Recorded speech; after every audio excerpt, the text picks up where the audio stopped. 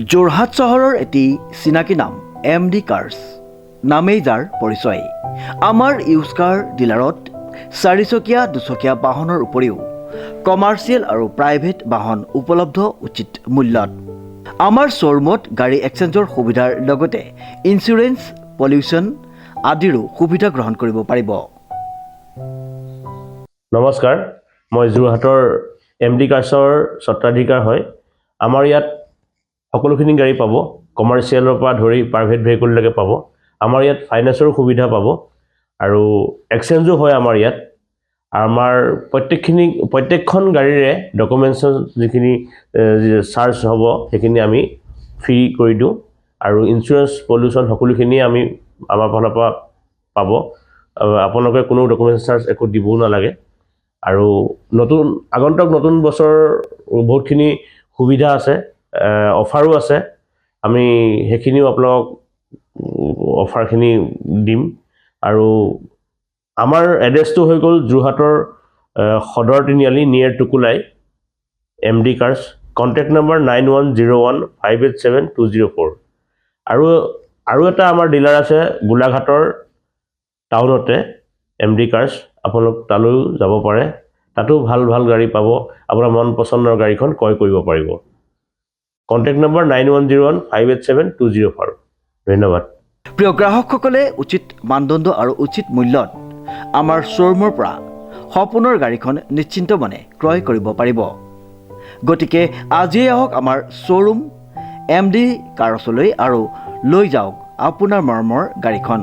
ইংৰাজী নৱবৰ্ষৰ উপলক্ষে আমাৰ শ্ব'ৰুমত বিভিন্ন অফাৰ আগবঢ়োৱা হৈছে।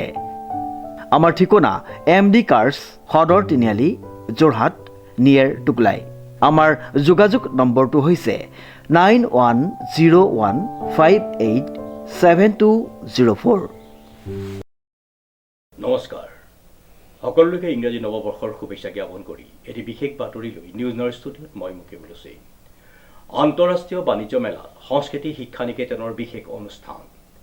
সংস্কৃতিৰ ভেটি টনকিয়াল কৰাৰ প্ৰয়াস যোৰহাটৰ এখন বিদ্যালয়ৰ। নিউজ নাওৰ এক বিশেষ প্ৰতিবেদন। সংস্কৃতিৰ ভেটি সুদৃঢ় কৰি তোলাৰ প্ৰয়াসেৰে বিগত সময়সমূহৰ দৰেই যাত্ৰা অব্যাহত ৰাখিছে যোৰহাটৰ এখন বিশেষ বিদ্যালয়। বিদ্যালয়খনৰ নাম সংস্কৃতি শিক্ষা নিকেতন, নামেই যাৰ পৰিচয়। বিদ্যালয়ৰ কণমানিটোৰ পৰা দশমৰ শিক্ষাৰ্থীগৰাকীলৈ প্ৰত্যেকজনকেই আনুষ্ঠানিক শিক্ষা প্ৰদানেৰে সুফল দিয়াৰ লগতেই অসম তথা ভাৰতীয় সংস্কৃতি প্ৰদানেৰে কৃষ্টি সংস্কৃতি ধৰি ৰখাৰ প্ৰয়াস কৰি আহিছে বিদ্যালয়খনে। মূলতঃ সংস্কৃতি শিক্ষা নিকেতন এখন ইংৰাজী মাধ্যমৰ বিদ্যালয় যদিও জাতিটোৰ কৃষ্টি সংস্কৃতিৰ জ্ঞান ছাত্ৰ ছাত্ৰীক প্ৰদান কৰাৰ ক্ষেত্ৰত সদায় আগস্থান দি আহিছে।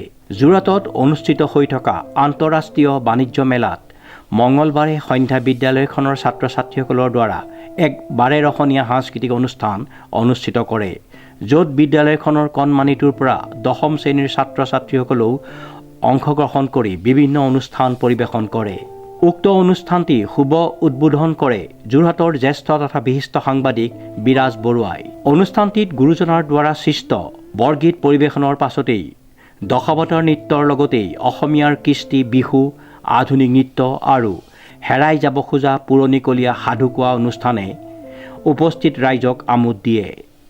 যথেষ্ট লোকেৰে সমাদৃত অনুষ্ঠানটিত বীৰ লাচিত বৰফুকন আৰু মূলা গাভৰুক স্মৰণ কৰিও বিশেষ অনুষ্ঠান অনুষ্ঠিত কৰে। বিদ্যালয়খনৰ ছাত্ৰ ছাত্ৰীসকলৰ কম বয়সতেই কৃষ্টি সংস্কৃতিৰ প্ৰতি হাবিয়াস তথা প্ৰতিভা দেখি উপস্থিত ৰাইজেও একমুখে শলাগ লয়।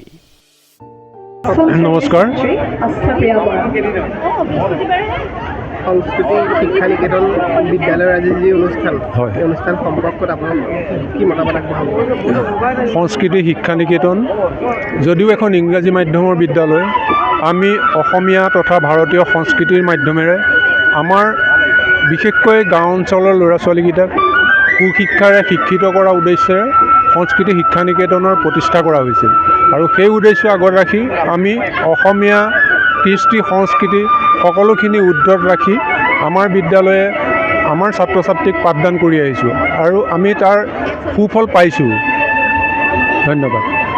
অনুষ্ঠানটো আয়োজন কৰাৰ মূল উদ্দেশ্য হৈছে মানে আমাৰ যিটো কৃষ্টি সংস্কৃতি তাক আমাৰ ছাত্ৰ ছাত্ৰীসকলৰ মাজত জীয়াই ৰখাই আমাৰ উদ্দেশ্য আৰু সেইকাৰণে আজি আমাৰ থিমটোৱে হৈছে আমাৰ অসমীয়া সাহিত্য অসমীয়া কৃষ্টি সংস্কৃতি আৰু সম্পূৰ্ণ আমাৰ যিমানখিনি অনুষ্ঠান আছে ল'ৰা ছোৱালীয়ে প্ৰদৰ্শন কৰিছে সকলোখিনি আমাৰ কৃষ্টি সংস্কৃতিৰ ওপৰতে আমি কৰিছোঁ আমি যদিও এখন ইংৰাজী মাধ্যমৰ বিদ্যালয় তথাপিও আমি সদায় ছাত্ৰ ছাত্ৰীৰ আমাৰ সংস্কৃতি ৰক্ষা কৰিবলৈ আমি তেওঁলোকক অনুপ্ৰাণিত কৰি আহিছোঁ আৰু ল'ৰা ছোৱালী ইংৰাজীও শিকিছে আৰু লগতে আমাৰ কৃষ্টি সংস্কৃতিও শিকিছে আমাৰ বিদ্যালয়খন যোৰহাটৰ কেন্দুগুৰিৰ বাইপাছৰ ওচৰত আছে আৰু আজি আমি এতিয়া 14 নম্বৰ বছৰত ভৰি দিছোঁ আৰু আমাৰ এতিয়ালৈকে HSLC 3টা পাৰ হৈ গৈছে বেটছ ওলাইছে বাকী এতিয়া আমি সফলতাৰে আমি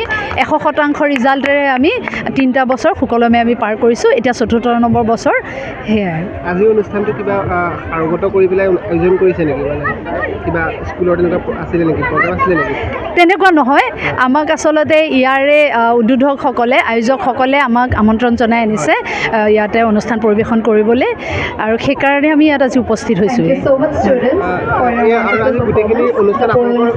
আমাৰ নিজৰে আছে সকলোখিনি অনুষ্ঠান আমাৰ নিজৰ হয় যোৰহাটৰ পৰা ডিজিপ বৰাৰ ৰিপৰ্ট নিউজ নাও 24/7